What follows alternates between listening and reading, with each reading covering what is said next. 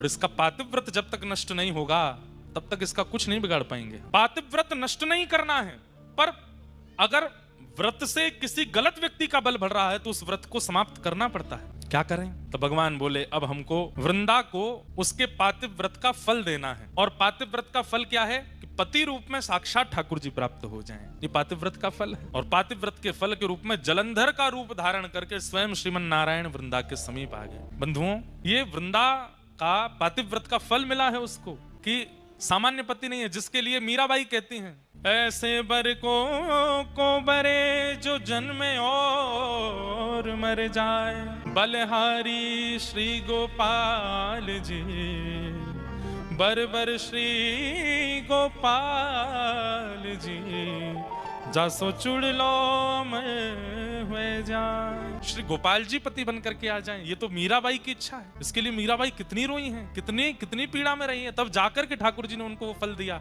आज वृंदा को वो फल क्यों दे रहे हैं? क्योंकि उसका पातिव व्रत श्रेष्ठ है। और भगवान ही जलंधर के रूप में आकर के वृंदा के सामने खड़े हो गए और जैसे ही अपने पति के अलावा अन्य की चरणों में प्रणाम करके उनका तिलक किया, उनकी आरती उतार करके, न्योछावर करके, जल उबार करके, प्रसाद पवा करके उच्छिष्ट पाया, वहां जलंधर जिसके लिए वो पातिव्रत करती थी उसका बल क्षीण होने लगा। क्योंकि अब एक प्रकार से जिसके लिए व्रत था, जिसके लिए नियम था, जिसको निहारती थी, जिसके लिए सब कुछ करती थी, वो तो अब ठाकुर जी बन के आ गए ना, तो ठाकुर जी के लिए हो गया। जैसे ही ठाकुर जी के लिए व्रत हुआ, जलंधर के लिए जो व्रत हो रहा था उसका नाश हो गया और वहां रणभूमि में देवताओं के द्वारा जलंधर का वध हो गया।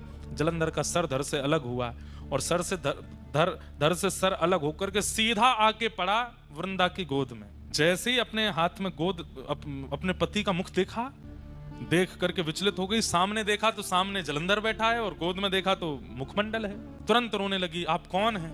मुझे अपना रूप दिखाइए। तुरंत शंख चक्र पद्मधारी ठाकुर जी प्रकट हो गए। वृंदा, तेरे पातिव व्रत से प्रसन्न होकर के मैंने तुझे फल दिया, तेरे पति रूप में मैं ही आया हूं। वृंदा बोली, मेरा सौभाग्य कि आप मेरे पति रूप में आए, लेकिन आप छल करके क्यों आए? आप अपने वास्तविक रूप में आकर के मुझे स्वीकार कर लेते। मेरे पति का रूप धारण करके आपने मेरे पातिव्रत को नष्ट क्यों किया? ठाकुर जी बोले, अगर हम वास्तविक रूप में आते तो तुम इतनी बड़ी पतिव्रता हो कि हमको स्वीकार ही नहीं करते, इसलिए हमको तुम्हारे पति का रूप धारण करके आना पड़ा। और सही बात, मूल बात तो यह है वृंदा, तुम्हारे पातिव्रत के कारण तुम्हारे पति का बल इतना प्रकट हो चुका था कि वो पूरी पृथ्वी का, पूरे ब्रह्मांड का नाश कर देता, इसलिए तुम्हारा पातिव्रत टूटना बहुत आवश्यक था। वृंदा बोली, आपने मेरा पातिव्रत नष्ट कर दिया। बोले जी, अब मैं आपको श्राप देती हूँ। क्या? आप पत्थर बन जाओ, आप एक शिला का रूप धारण कर लो। भगवान बोले, तब भी हम तुम्हें तो नहीं छोड़ेंगे, तुम भी एक